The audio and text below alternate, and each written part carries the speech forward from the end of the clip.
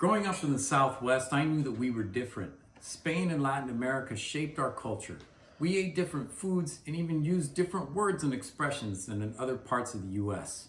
For over 20 years, I have studied the impact of Spain on the indigenous and colonial Americas.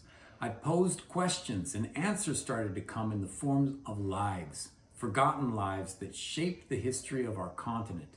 Maybe you're from the Southwest too, and maybe you've wondered about these topics.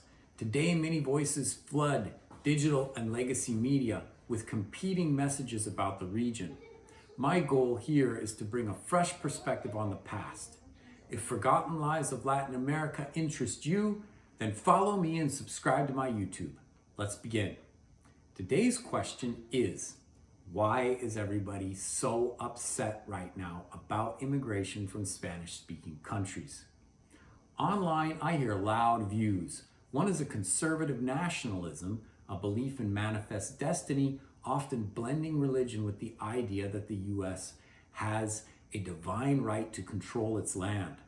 The other is a liberal deconstructionism, seeing US history as invasion after invasion, rejecting Western religious and civic traditions entirely.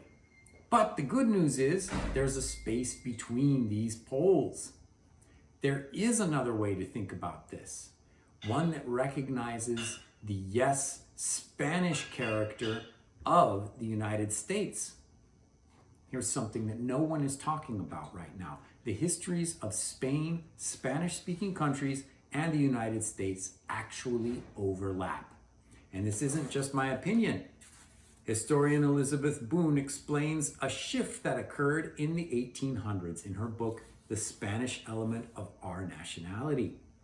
She shows that to understand the US, you can't leave out the Spanish past, not just in the Southwest, but in the way our culture, politics, and even our map came to be.